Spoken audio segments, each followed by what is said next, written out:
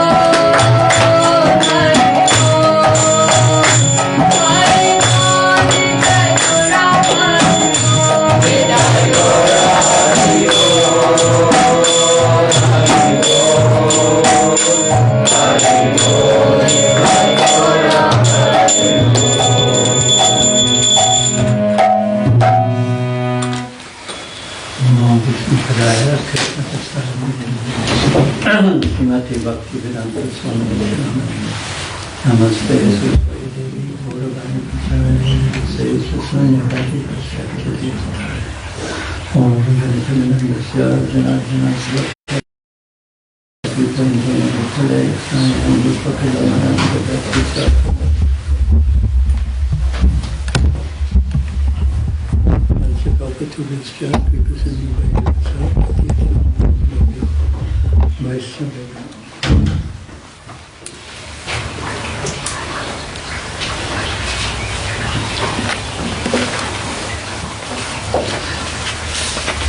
Last week we read how Caitanya Mahaprabhu began his preaching tour of South India, and he did something very extreme and wonderful. And what he did was, he would be dancing, chanting in ecstasy, which was wonderful, certainly. And then whoever saw him naturally became attracted, because, why? Better not to put your beads somewhere better. Why did they become attracted? Just think of the contrast between what you see when you walk down the street every day and what they saw. What do we see? Yeah, it's people bumping into the walls, walking across the streets. No one is where they are. So Caitanya Mahaprabhu also wasn't where he was. But where he was a much better when there where most people are, certainly. He was experiencing Krishna in the mood of the residents of Vrindavan. He was experiencing the ecstasies of his relationship with Krishna, even though he is Krishna himself. But that's so amazing in and of itself, that Krishna, the Supreme Lord, he wants to taste the sweetness that the devotees taste when they serve him.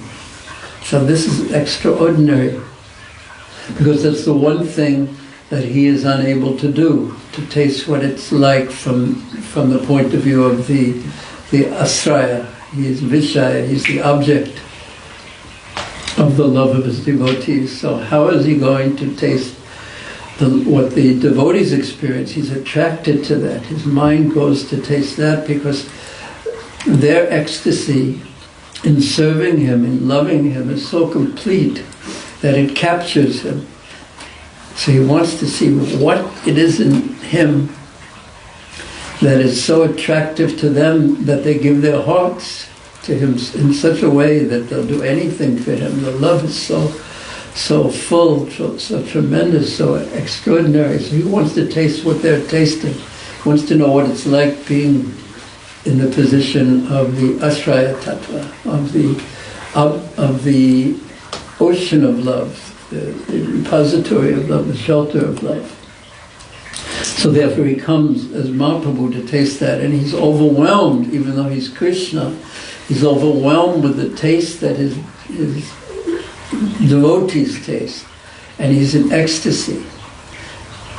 So his consciousness is in Vrindavan. It's not walking down the roads, even though he's dancing down the roads of South India. And when one looks at the faces of the people who are, no matter where you are, it's so prevalent that no one is where they are. I always notice it when you go to an airport and you're looking for a seat to sit down, not on the plane, but in the airport, and then there's like, you see so many people. Some of them are sitting near each other, some of them are sitting apart from each other, but no one is relating to each other. I remember going on a plane to somewhere or another, and there was a family, and And the father and his son were sitting, they had the seats right in front of my row, and the father was sitting here, there were 3 seats in the row, and the son was sitting there, and in between there was an empty seat. And for the whole time, they didn't say one thing to each other. It was maybe a 3 or 4 hour flight, which sounds like I was going to Melbourne. But they didn't say one thing to each other. So I thought that was extraordinary. I wonder if it made it into Guinness Book of Records. They were both just playing this and playing that and watching this movie or doing this or that or this or that or this or that. But no exchange. So what a lonely life. And that's a reflection, in a sense, of what Mahaprabhu was experiencing, but that reflection is quite empty and dry, like the taste of ashes, as opposed to the sweetness and softness of Mahaprabhu's love for Krishna. So everyone was so attracted by his ecstasy, and this was one of his main, I would say, preaching strategies. Or I wouldn't say, when you think of a preaching strategy, you think of something that someone does for the purpose of preaching or influencing another. But it's the other way around.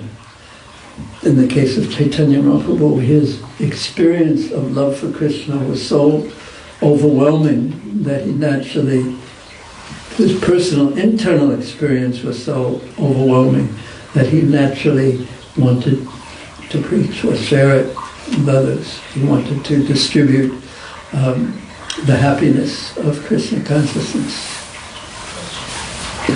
Krishna Bhakti Rasita Bhavato Mati.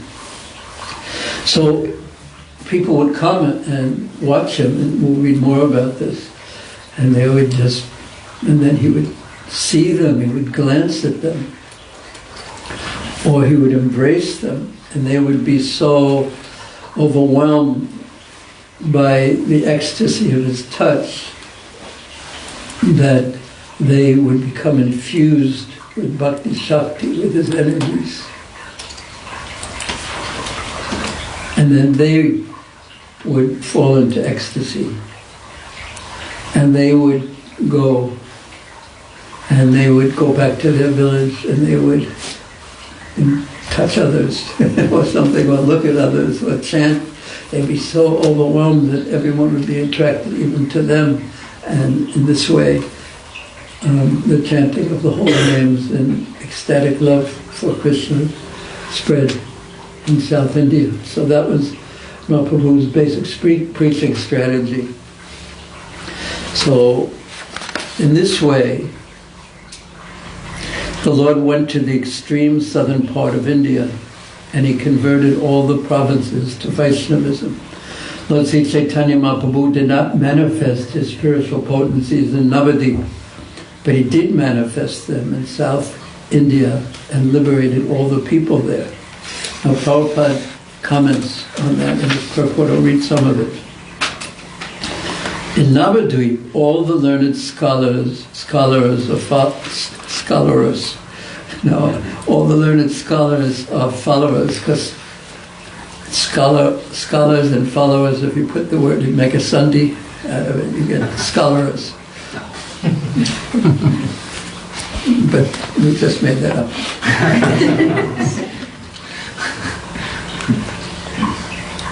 In Navadvip, all the learned okay. They are all followers. They are of the Smriti Shastra. And Lord Caitanya Mahaprabhu did not attempt to convert them. In other words, again, the point of the verse was that he didn't use his unlimited potencies to change them. Therefore, the author has remarked the spiritual potency, Lord Sri Caitanya Mahaprabhu, that the spiritual potency Lord Caitanya Mahaprabhu did not manifest in Navadvip, that spiritual potency was by his grace manifested in South India. Thus everyone there became Vaishnavas. By this it is to be understood that people are really interested in preaching in a favorable situation. If the candidates for conversion are too disturbing, a preacher may not attempt to spread Christian consciousness amongst them. It is better to go where the situation is more favorable. So then the rest of Prabhupada's purport is also very interesting. And when you hear it, I'm going to ask you why is it interesting. And the first person I'm going to call on is Mohan. This Krishna consciousness movement was first attempted in India, but the people of India, being absorbed in political thoughts, did not take to it. They were entranced by the political leaders. That's such an interesting word. What's another word for entranced? Amazed? Huh? Like amazed? No. What does entranced mean? Absorbed. Huh? Absorbed. Influence? Not exactly. Captivated. Yes, but yes, it's captivated, but the word I was looking for was hypnotized, basically. Because it's called the hypnotic trance. And they were entranced, or they were captivated, absorbed, bewildered, basically, by the political leaders. We preferred, therefore, Prabhupada speaking about himself, to come to the West, following the order of our spiritual master. And by the grace of Lord Caitanya Mahaprabhu, this movement is becoming successful. And what do you find interesting about that? Go. That the people in India, even though they have all this culture around them, because they felt that, I guess they already had that, and so they're more interested in politics and... Yeah, okay, they were entranced. Now, okay, you may notice that your eyelids are becoming heavy, Brother Mohan. And now, so then what happened? They're bewildered into thinking something other than what was really going on. So what influence did the political leaders, or what influence were the people thinking? And you got half of it. We already have this culture. And what do we need now? That's the other half. What do we need now? What's going to solve our problems?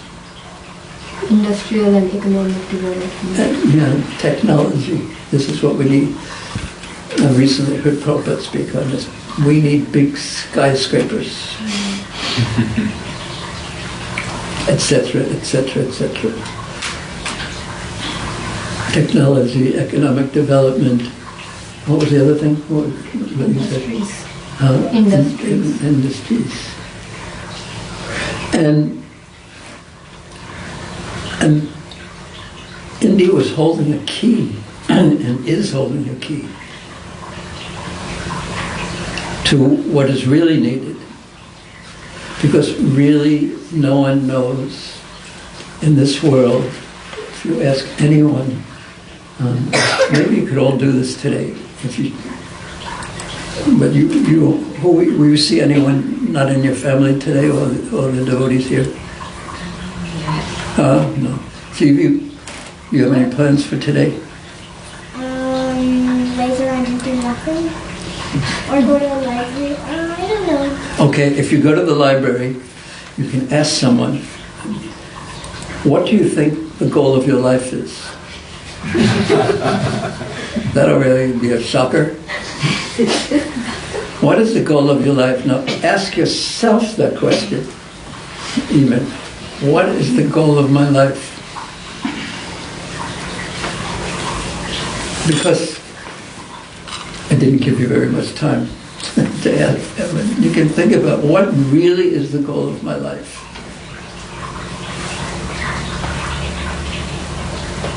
What do I really want out of my life? And then answer, after you give the proper question that you know that is the right answer, then you ask yourself, what do you really want?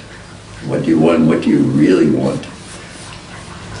And how many people really actually have a spiritual, deep spiritual goal and think that life is meant for spiritual realization? To find out who we are, is it all really true? I mean, so many different things, so many ways we could ask the question. What happens when I leave this world, when I die? Where do I go? What will I go? What will affect where I go? Will I become nothing? Will I become everything? Or will I become, will I have a long tail and a wet nose and bark?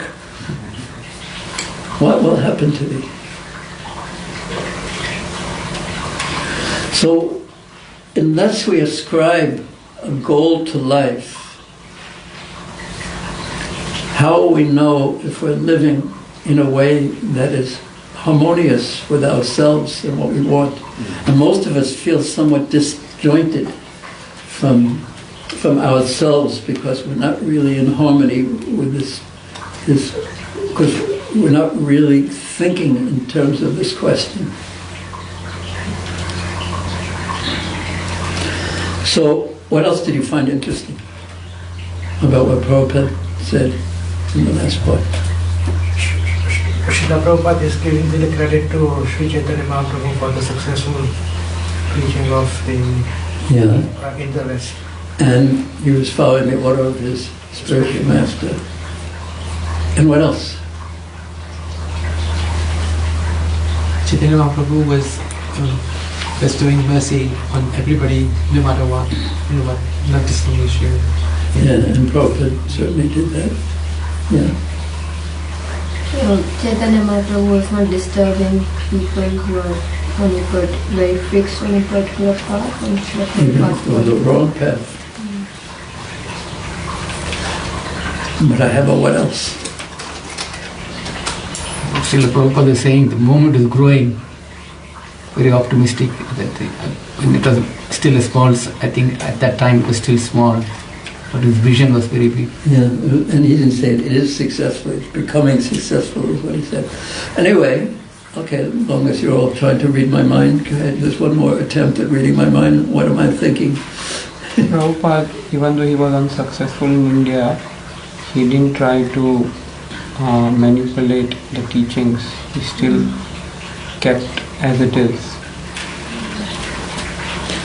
Yes. But okay, you're all correct in your answers. But it wasn't what I was thinking. What interested me, or one of the things that interested me about this is that although things weren't the right time perhaps for Prabhupada to preach in India, but as soon as he was a bit successful, what did he do? He went back to India with Western devotees.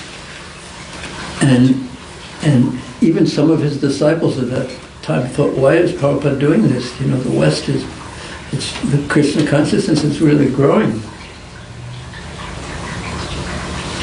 But he went and he preached and he preached and he preached and he preached. Oh, he even said that I'm too old to be doing this, but I will teach you how to preach. And then he would have like 6 programs in a day or something like that. He would go from one place to the next, to the next, to the next. He would travel all over by train, mostly. Wherever he saw an opportunity, wherever he saw a spark, he would fan that spark.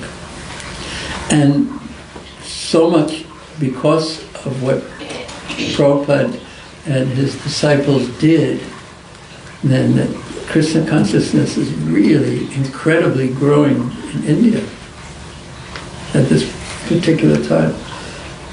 Prabhupada's main emphasis was on 3 places. He said Mayapur, but not only 3 places, but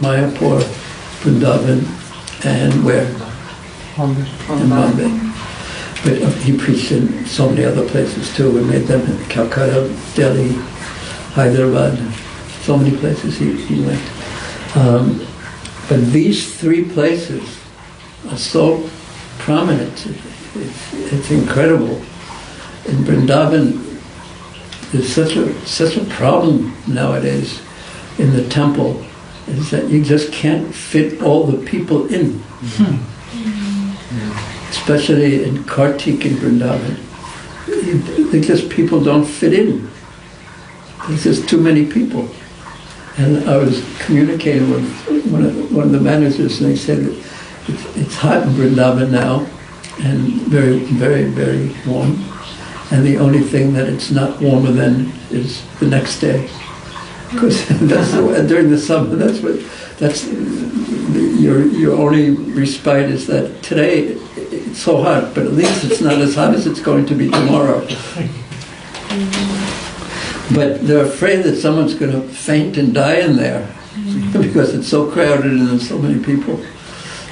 I mean, not this crowded and there's so many people, but it's so crowded and so warm. So it's quite amazing. So popular in all of Vrindavan. When we first went to Vrindavan, there was the question that the devotees asked Prabhupada was, about Krishna Balram Mandir, do you think people are going to come all the way out here? It's so far. And now you can't even fit all the people who want to come in the temple. So Prabhupada had a vision, and a correct vision, and he inspired so many others to follow that vision in India, and the preaching is, because it's so natural for the people of India, Krishna consciousness. So, onward. Lord Sri Caitanya Mahaprabhu's empowering of others can be understood by one who is actually a devotee of the Lord and who has received his mercy. So we can see that Prabhupada actually was empowered, because he couldn't have done Krishna Shakti Naivina Thakur. He couldn't have done what he did without having the Lord's bhakti energy working through him.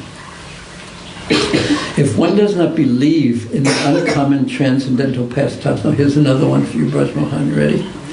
If one does not believe in the uncommon transcendental pastimes of the Lord, he is vanquished both in this world and in the next.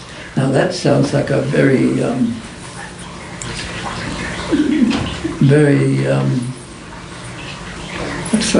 statement. It's very, of course, it's very heavy, very challenging. Okay. If one does not believe in the uncommon transcendental pastimes of the Lord, he is vanquished both in this world and in the next. What do you think about that? If we don't believe in Krishna, if we don't believe that all of these things have happened, then there's not much we can do in our life. There's not much value. Yeah, how are you going to take up the orders of Mahaprabhu if you don't really think this could happen or did happen? Or his followers?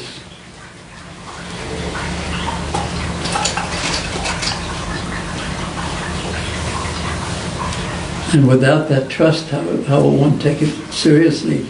And if one doesn't take spiritual life seriously, then what will he take seriously? Just whatever the whimsical mind,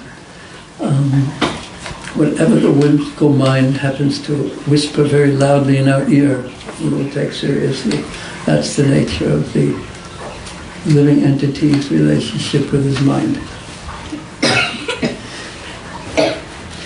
Whatever I have stated about the beginning of the Lord's tour, Krishnadas Kaviraj Goswami says, should also be understood to hold for as long as the Lord toured South India. So this is what Mahaprabhu did throughout his tour of South India.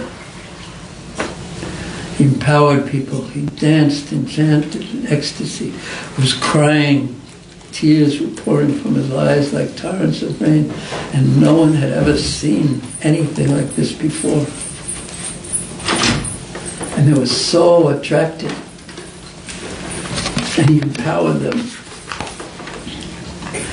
Now the pastime, a specific pastime continues. When Lord Sri Caitanya Mahaprabhu came to the holy place known as Caitanya, he saw the deity and offered prayers and obeisances. So the deity is, there's a temple of Cormadev. Has anyone ever been to that temple? Yes? When did you go? And where is it? In Andhra Pradesh. Where? I can't remember the details. I went maybe 4 years ago. Kormastan. A lot of kurmas there Yeah. in the temple. How big is the deity? Not too big.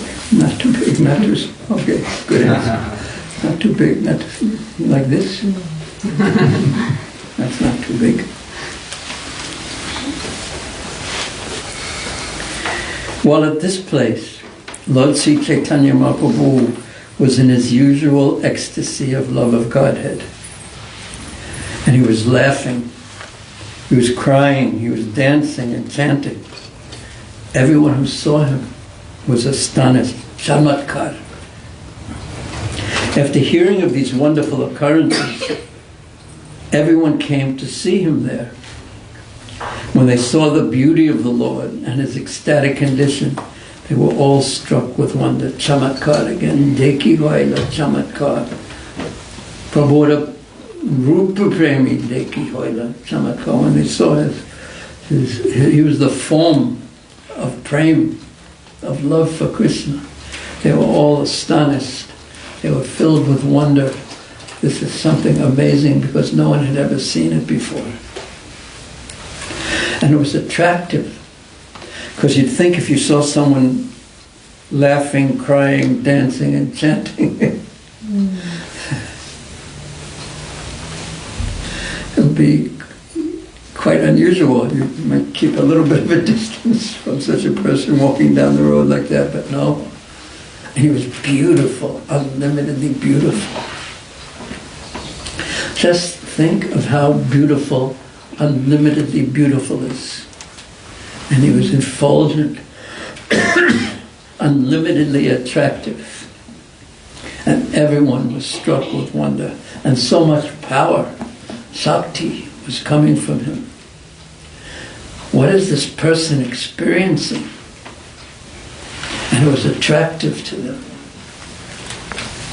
Just by seeing Lord Caitanya Mahaprabhu, everyone became a devotee just by seeing him. They all began to chant Krishna and Hari and all the holy names. They were all merged in a great ocean of love, and they began to dance, raising their arms. Always hearing them chant the holy names of Lord Krishna, the residents of all the other villages also became Vaishnavas. By hearing the holy name of Krishna, the entire country became Vaishnava. It was as if the nectar of the holy name of Krishna was flooding the entire country.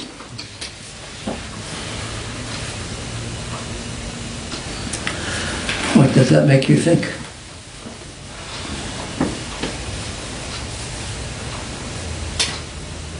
What does that make you think? Contagious.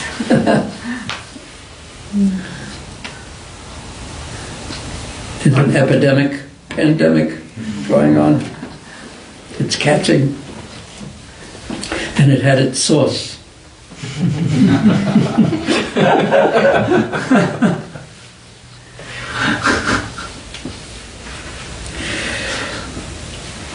What do you think? It's sort of like association in a way. Like if you have good association, like spiritual association, then you get influenced by it and it's positive. And on the other hand, If it's negative, then it's bad. if you have bad association acts upon the heart just like the heart is a crystal. that what's near the crystal, if you have a crystal, does anyone have a crystal in their pocket? Do you have one? I think so. Okay, you don't check. Okay, check his pockets.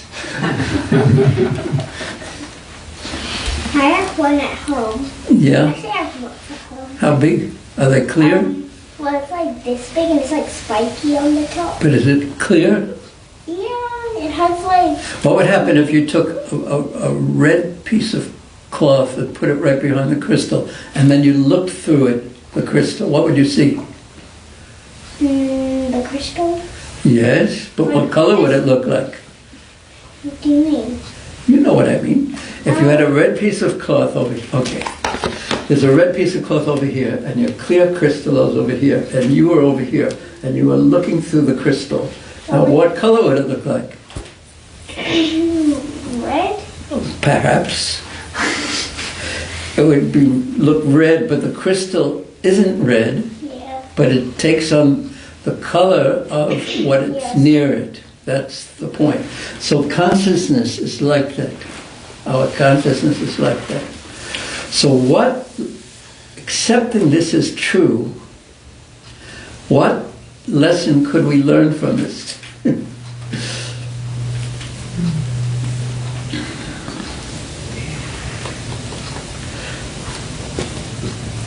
To have a good association. We have to be wise in choosing our association. Yeah. And we should be careful. And we should protect our consciousness.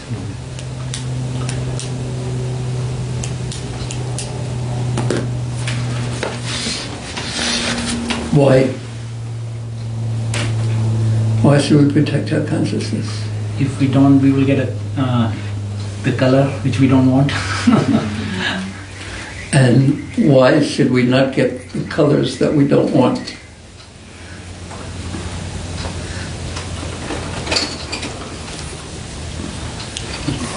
It will degrade us. And why shouldn't we want to be degraded? Make it difficult to achieve our purpose of this life. Right? Yeah, it goes back to what do you want? And then, all those who want to be Krishna conscious, raise your hand. We all raise our hand. But then you ask the fellow, what do you really want? And then we have a much longer list, usually. So a person who really, really wants to develop love for Krishna, that's the price for actually getting Krishna. And it's not like Krishna is saying, being cruel in any way. It's just that one can't be in Goloka Vrindavan, one can't be in the spiritual world unless, because everyone there loves Krishna. They don't care about anything other than Krishna's pleasure. So what will we do there? Won't be for anything for us to do. We get so bored so immediately. There's nothing to do in this place.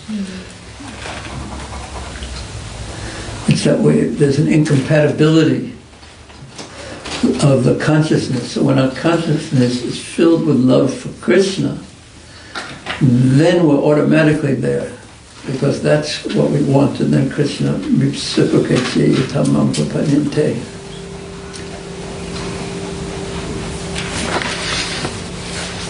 Any questions up to this point?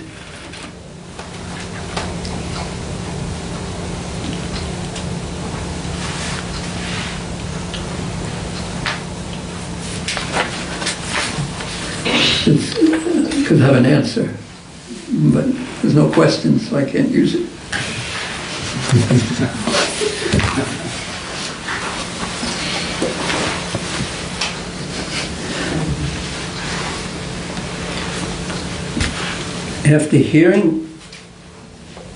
By hearing the holy name of Krishna, the entire country became Vaishnava. It was as if the nectar of the holy name of Krishna was flooding the entire country. After some time, when Lord Sri Chaitanya Mahaprabhu manifested his external consciousness, he was internally absorbed and, practically speaking, unaware of what he was doing on one level and unaware of where he was.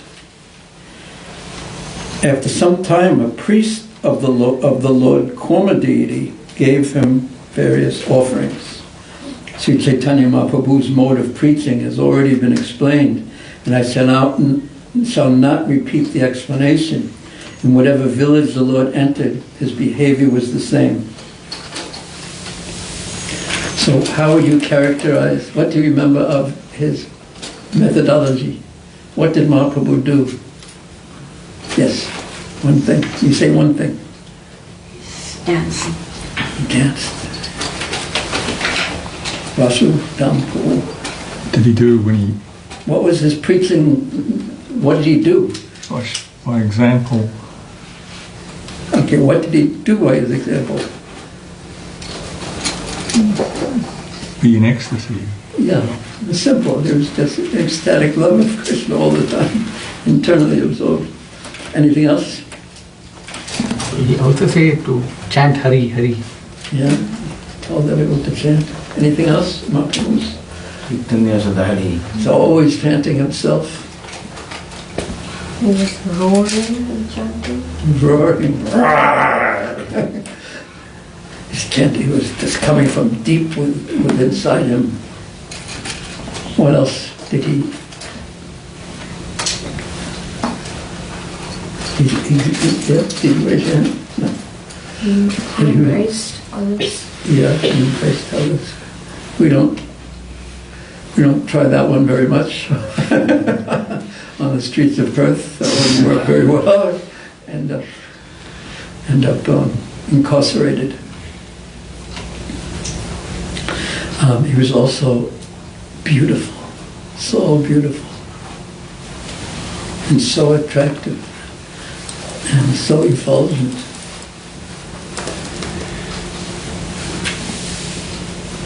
Now here comes another important pastime.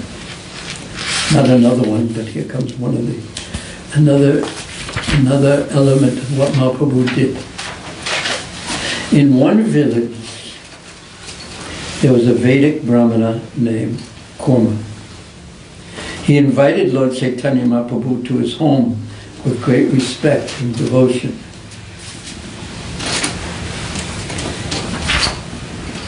The Brahmin brought Lord Chaitanya Mahaprabhu to his home. He washed his lotus feet and, with his family members, drank the water. With great affection and respect, that Korma Brahmana made Sri Chaitanya Mahaprabhu eat all kinds of food. After that, the remnants were shared by all the family members. So he gave him a proper reception. And yes, Anek Prakar Sneha Miksha Korela. So with great sneha, with great affection. So because the English translation is he made him eat food. And sometimes when you visit people's houses, they make you eat food. But this is exactly what was going on. With great affection, he was offering them food. They had cooked, you please take this. You please take this. And this is what, if you're a baby calf and you want to drink your mother's milk, the calf doesn't, in India, probably most of you have seen this, the mother doesn't give milk unless the calf is present before her. And then the calf often will hit the mother's udder with her head. You've seen that? Have you seen that? In TV and videos. You've not really seen it, have you? No. But it's quite charming. The calf is completely inconsiderate on one level. And the mother cow is completely, out of her affection, begins to flow to see her calf. And the milk that she drops into the udder is her affection. And therefore, because it's mixed with her affection, and therefore it's so nourishing. Because that is what is really nourishing. So therefore Krishna says, Patram pushpam phalam tvam yomam bhaktya, that when my devotee grows food for me, plants the food, he grows it, he harvests it, he cooks it with bhakti, then asnami paritatmana, then I will accept it, because it is the bhakti that is very attractive. It is the bhakti that is so captivating.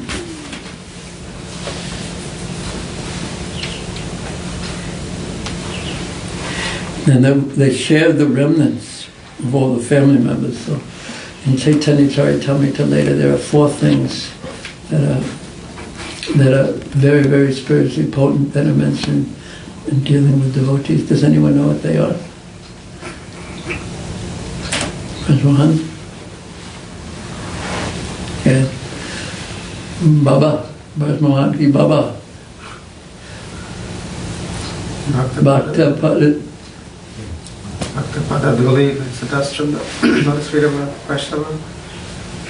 Bhaktapada Jal is the water, wash their feet. Bhakta Vishesha is the remnants of their food. 18 Mahabal. And these 3 very potent Mahabal. So they got probably all of them when Mahaprabhu came. And then the Brahmana began to pray. Oh my Lord, your lotus feet are meditated upon by Lord Brahma. In other words, he understood that he was actually the Supreme Lord. And these very lotus feet have come into my home. So just imagine God comes into your house. How fortunate. The Supreme, all-powerful Creator of all in existence visits your house. My dear Lord, there is no limit to my great fortune. It cannot be described. Today my family, my birth, and riches have all been glorified. Aji mora slagya hoila janma kula dan. Slagya means glorious. So what has become glorious? Family, birth, and riches have been glorified. Now, who would like to say something about that statement? Swam Kishore, I haven't bothered you at all this morning. Nothing that comes to mind. Well, we'll just patiently wait till something comes to mind. My dear Lord, there is no limit to my great fortune. It cannot be described. Today my family, birth, and riches have all been glorified.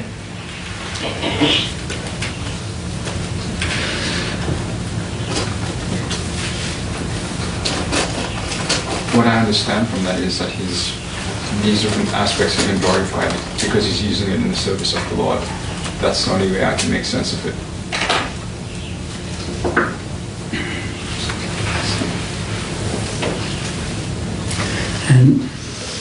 And from the other side,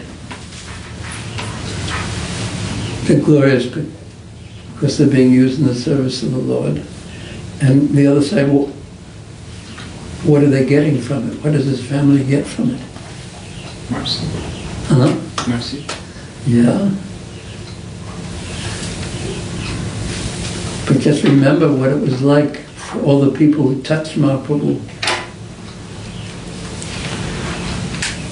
So they became exalted souls.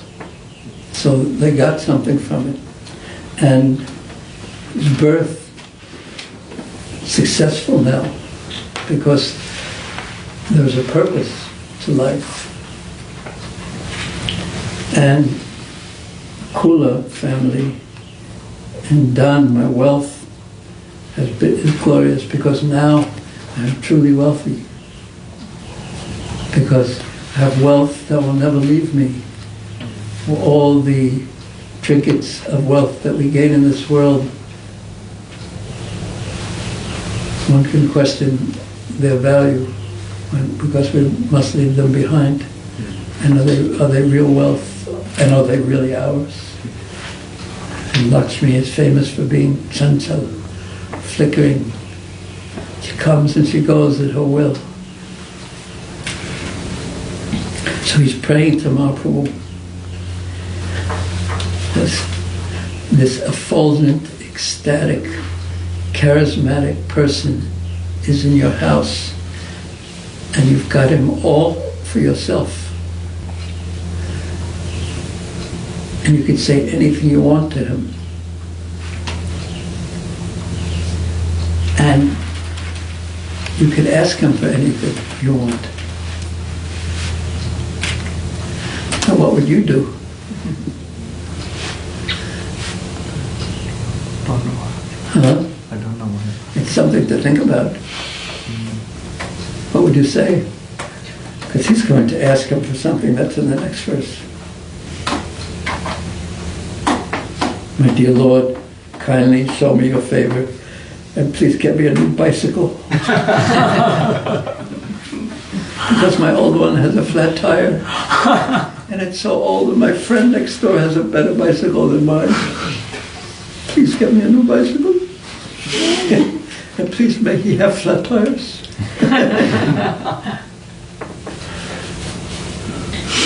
But that's not what he said. Kripa Gauri, please be merciful to me. Yan Toma Sangi, please allow me to go with you.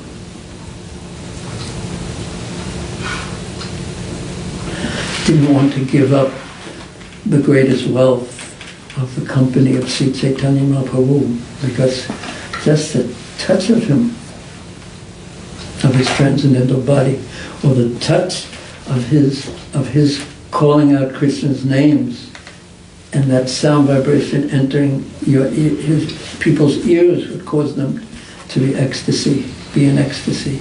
What to speak of being always in the Lord's association.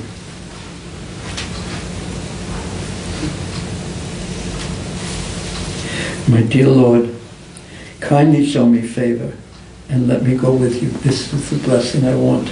I want to be always in your company. That's on the positive. And why does he want that?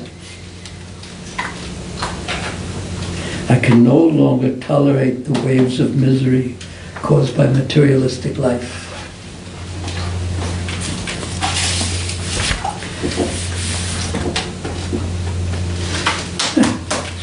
Now I'll read Prabhupada's purport.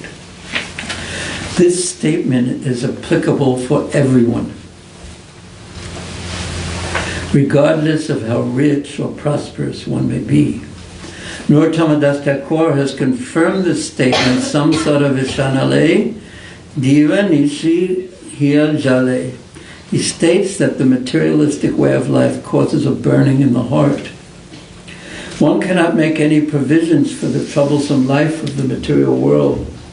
It is a fact that one may be very happy as far as riches are concerned, and one may be very opulent in every respect, yet one has to manage the vishya to meet the demands of the body and of so many family members and subordinates. One has to take so much trouble to minister to others. Narottama Das Thakur therefore prays Vishya Chadiya Kove Shuddha. Thus one must become freed from the materialistic way of life. One has to merge himself in the ocean of transcendental bliss. So one has to be freed from the materialistic way of life, and that's one has to let go of something, because we tend to hold on to material things. And on the other hand, when we release our grip on one thing, then we have the ability to pick up another, touch another. But if we're holding on to something, how are we going to pick up anything else?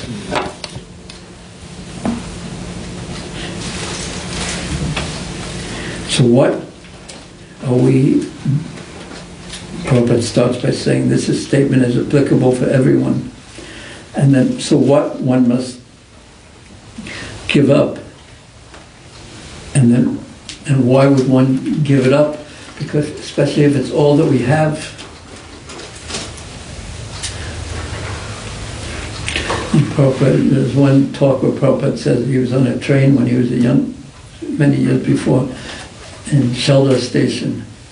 And he saw one poor person carrying a big piece of wood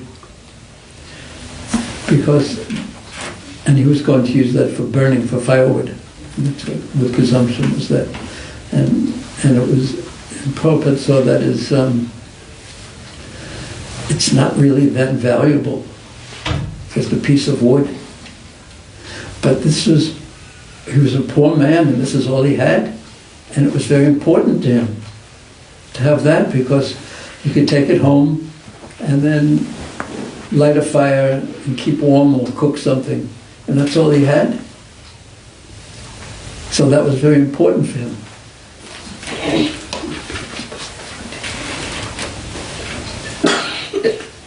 So to give up the old piece of wood and merge oneself in the ocean of transcendental bliss. And Prabhupada said, one must and one has to. So these are command type of statements. One must be freed from the materialistic way of life. And it's actually conditional in the sense of if one wants to make use of his life and become eternally wealthy, one must become freed from the materialistic way of life and has to merge himself in the ocean of transcendental bliss. Yeah, both have to be done, not just one or the other, because you can't do one or the other. Why can't you? Why must you do both? Why can't you do either of the two separately?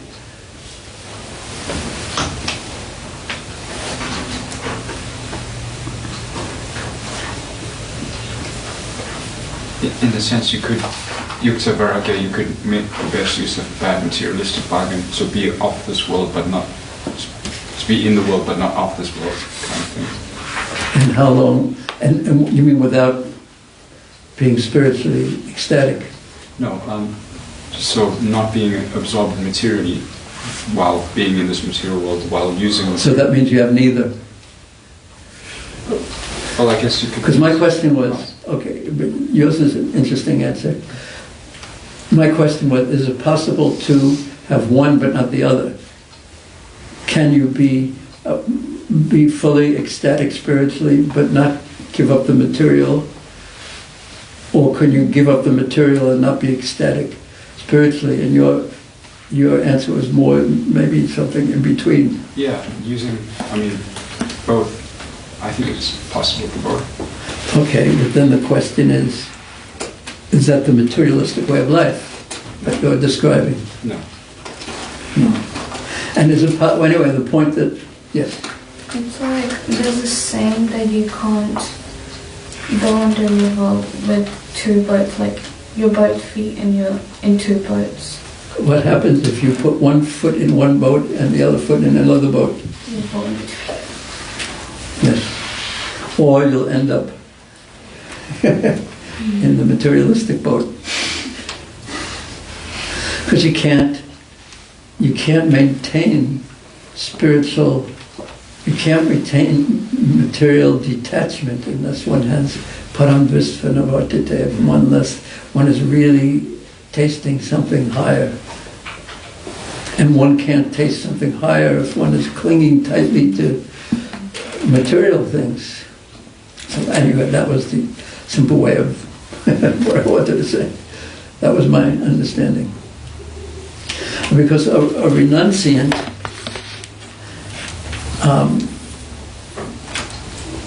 it's very difficult. It's a dry life. It's a tough life if you're a renunciant and without a higher taste. Because you can't look at anything because it's going to appeal to you. What do you think? Yeah, a renunciate without any spiritual taste or relationship, it's going to be really, really boring. Really, yeah, or dry. Yeah. And the mind will be always, doesn't like that state. Yeah. So therefore, the Gyanis are in a very, very precarious position because they can't interact in the realm of matter. What do you do? All they can do is study Vedanta and nati, not this, and not this, and not this, and not this, not this. There's more. Thus, one must be freed from the materialistic way of life. One has to merge himself in the ocean of transcendental bliss. Now that sounds attractive. In other words, one cannot relish transcendental bliss without being freed from the materialistic way of life.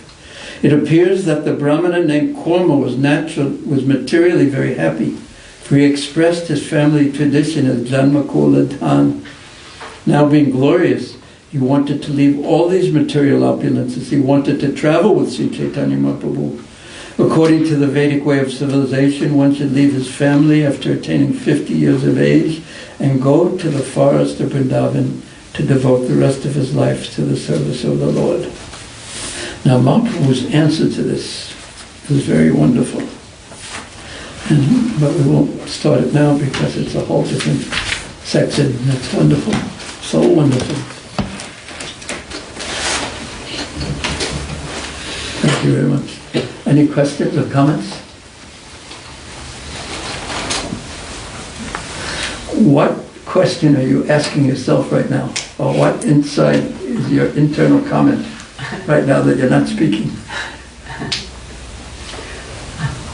You wanted to speak it, or you're just saying you had one?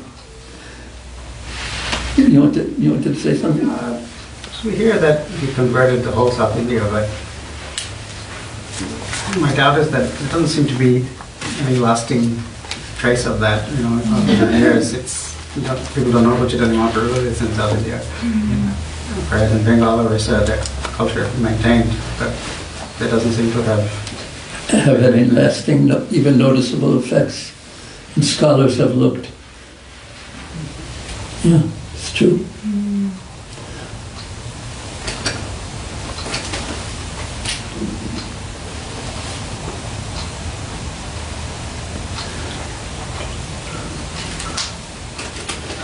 So, what do you tell yourself when you doubt that?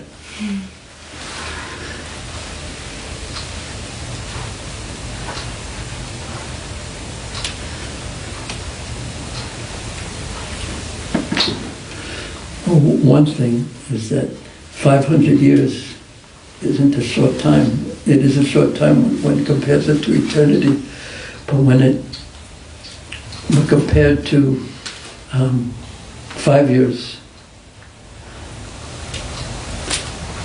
it's a long time. In Vrindavan, I remember when Jagatrini Mataji was looking at she was looking for more near our early times of Vrindavan, looking for, I think, some things that existed from Krishna's time. And she asked some sadhu. And actually at that time I remember hearing that there's some building in Barshana that was from Krishna's time, but I don't think really so. But and the answer was 5,000 years is a long time. It's not, again, when compared to eternity or the length of time of the universe or something like that, but otherwise it's a long time. 500 years isn't a short time. That would be the only answer that I can say, and maybe there's some remnant somewhere.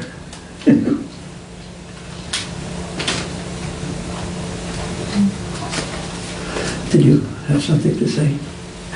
The things that came to my mind when I hear the stories. This Brahman, because he did a lot of punya in his past life, that he understood that it was a lot inside. Because actually, many Indians people, they like to invite people and wash their feet and tell them this and that. They don't know that they can't recognize that actually in most cases are fake or just. Yeah, he was extraordinary. It was the mercy of Lord Chaitanya that he got this understanding. Ultimately. Or probably was many lives. He was waiting for this moment. Yeah, some special mercy was there, because you can, even when Krishna was present in this world, it's not like everyone recognized him as the Supreme Person, Supreme Personality of Godhead. It takes some special something.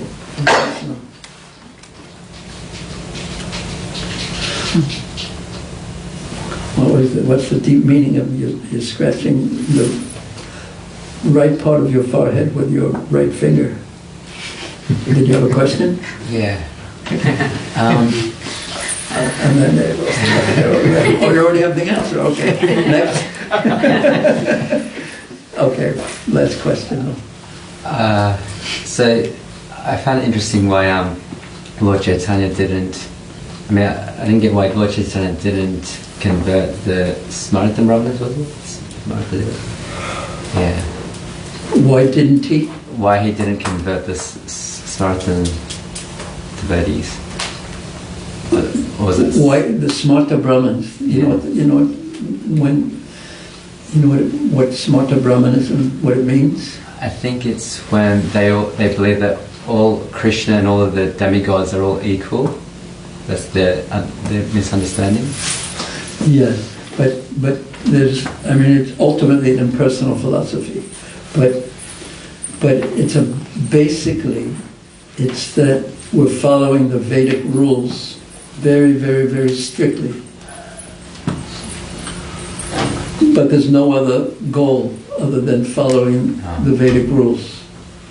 You know, you must do this at this time, and you do that at that time, and in the summer when you bathe, you face this way, and in the winter you face that way when you bathe, and everything was completely strictly regulated, and they were following those regulations.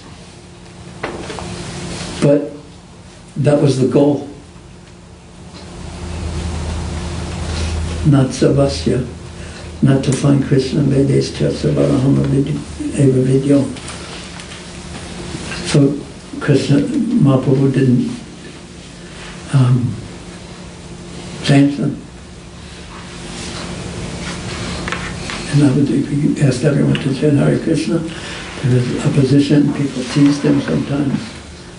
He became inimical, but he didn't use that potency to just change everyone's heart.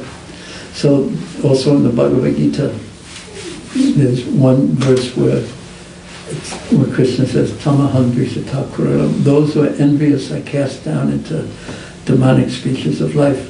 Someone asked, one of the commentators, perhaps Vishwanath Chakravarti Thakur, asked the question, if someone's demonic, why does he send them into various lower species of life? Why doesn't he just save them? Why doesn't he interfere and just save them? And the answer that Srila Vishwanath Chakravarti Thakur said is he doesn't want to. He has no inclination to do so. There's something has to evoke his mercy. Right. Because he is the supreme independent, and he's the only one who's actually independent. He does as he likes. Okay. Thank you very much. Sri Caitanya Caritamrta ki jai, Sri Krishna's Kaviraj Goswami Maharaj ki jai, Sri Caitanya Mahaprabhu ki jai, Sri Krishna Chaitanya Prabhu Nityananda Sri Advaita Girada Sri Vasari Gaura Bhakta Vrinda ki jai, Sri Prabhupada Bhakta Vrinda ki jai, Nitai Gaur Premanandi.